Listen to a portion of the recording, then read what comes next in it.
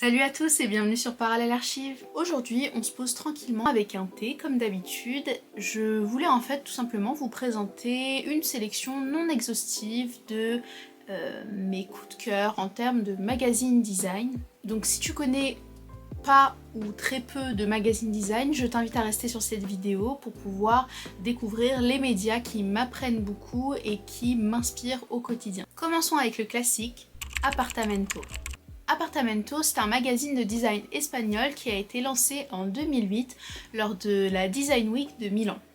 Le magazine est rédigé en anglais afin d'avoir une portée internationale et il a pour but d'interviewer en fait des personnalités dans leur intérieur pour mettre l'humain face à son environnement intime, donc en parallèle à son environnement intime qui est ici sa maison. Sur le papier, c'est un petit peu le même principe que les vidéos proposées par le magazine Architectural Digest, mais sur la présentation et la matérialisation du média, c'est totalement différent, même si j'aime d'amour ces deux médias. Le charme d'Apartamento, c'est vraiment le travail très minutieux et immense qui est fait sur le visuel du magazine. Donc on a une charte graphique qui est très marquée, très importante, et surtout une photographie qui offre un storytelling très important au fil du magazine. Pour moi, c'est un très bel objet, c'est presque un livre. Quand tu le feuillettes, tu vois le travail incroyable qui est fait sur cet ouvrage, et surtout tu comprends pourquoi c'est un numéro qui est biannuel, parce que c'est vraiment un ouvrage qui est complet. Vous voyez, c'est un gros volume et qui est pensé jusqu'au moindre détail. D'ailleurs, cette couverture avec Solange, je la trouve juste magnifique. La photographie est super et j'aime énormément la colonne qui possède ces petits détails dorés en relief. C'est juste magnifique, c'est trop beau. Deuxième magazine, là je vais vous présenter un magazine français qui est le célèbre magazine de design Intramuros. Quand je vous dis design, bien évidemment, dans cette vidéo et dans la majorité de mes vidéos, je parle principalement de design industriel, design de mode et d'architecture. Donc ça englobe ces trois domaines.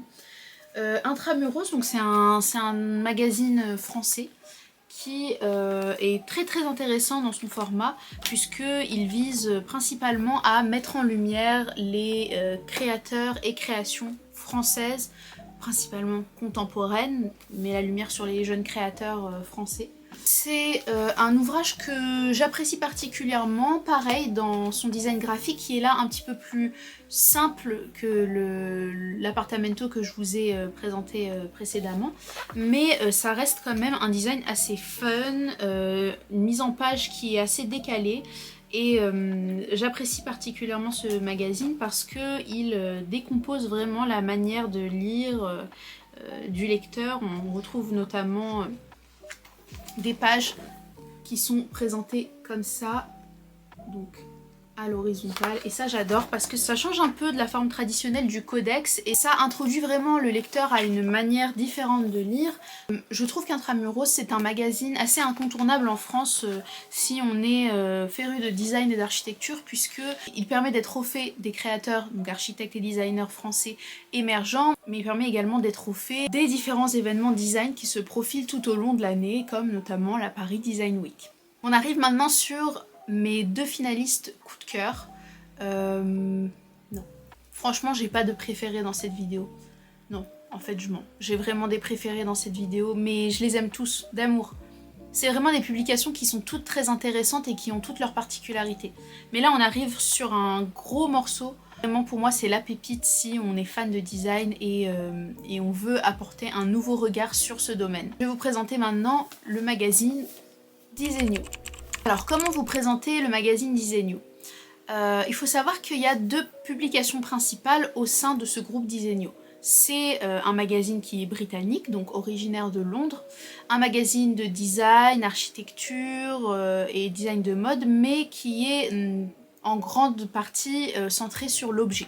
Donc on a tout d'abord le magazine, qui est juste là, qui est un magazine absolument fascinant puisqu'il apporte vraiment un regard très sociologique sur l'objet.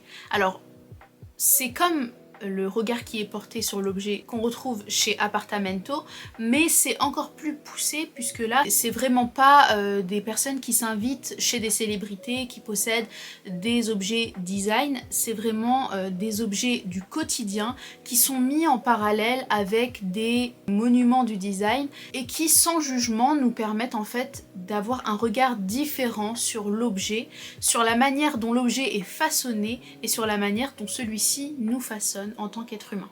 Donc en gros tu peux retrouver un objet très banal qui sera mis en comparaison avec un classique du design dans ce magazine.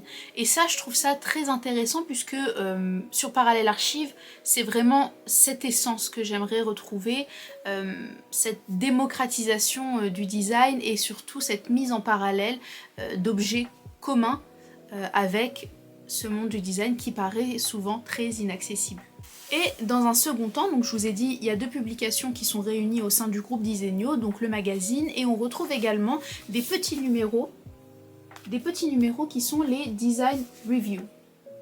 Donc les Design Review, en gros, c'est une petite publication, toute petite, en noir et blanc, qui présente sous la plume de chaque rédacteur un objet qui est mis en parallèle avec un événement, un instant de leur vie. Et c'est vraiment sur le ton de l'humour. Donc ça démocratise vraiment l'objet et la vision qu'on peut avoir de l'objet design pour apporter finalement une note de légèreté dans ce domaine qui peut paraître de prime abord très académique. En gros, la revue du design, c'est le moyen pour Disenio de montrer que ça sert à rien d'attribuer une note à un objet puisque l'objet n'affectera pas la même personne selon l'expérience qu'elle en fait à l'instant T. Donc tu peux trouver un design absolument incroyable parce qu'il est rattaché à un souvenir d'enfance, parce qu'il est rattaché à quelque chose de très important pour toi, comme quelqu'un peut ne pas prêter attention ou banaliser cet objet. Et ça c'est absolument incroyable et le fait que ce soit tourné sur le ton de l'humour, pour moi c'est du génie parce que ça ramène vraiment ce côté humain et donc on revient à la sociologie de l'objet qui est au cœur de ces publications Disenio. J'adore, j'adore. Et le dernier magazine de cette vidéo que je vais vous présenter, c'est vraiment mon coup de cœur de l'année. Bon, je vous dis de l'année, mais le premier numéro est sorti en septembre 2023, donc comme on est en février, c'est pas vraiment coup de cœur de l'année, mais ça fait pas longtemps, donc en gros oui.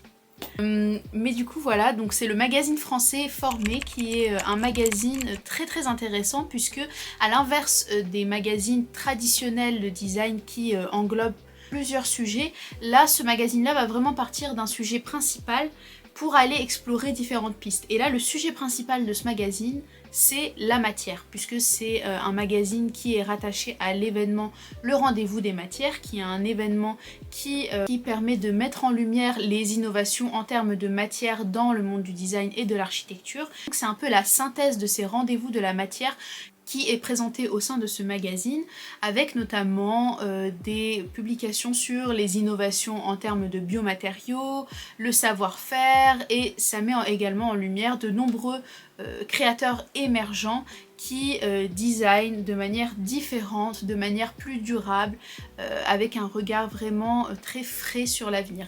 Et donc le fait que ce magazine s'intéresse à cette particularité qui est la matière et s'interroge sur la place de la matière dans l'avenir de l'objet, je trouve ça très intéressant et très fascinant et ça permet d'apporter un regard nouveau sur une revue scientifique. Voilà, c'est tout pour aujourd'hui, j'espère que la vidéo t'aura plu. Je pensais justement à élargir ce format à d'autres médias design, donc si ça t'intéresse de découvrir d'autres médias design, n'hésite pas à me le faire savoir en commentaire parce que j'en ai d'autres à vous partager et sachez que des magazines design et des médias design, il y en a beaucoup et je trouve qu'ils ne sont pas assez diffusés, donc j'aimerais bien vous les faire connaître. Si tu veux également voir d'autres vidéos de ma chaîne, n'hésite pas surtout à t'abonner, ça me fait super plaisir d'agrandir cette grande communauté de passionnés. On se voit à la prochaine et d'ici là, moi je te dis à bientôt sur Parallèle Archive. Bye!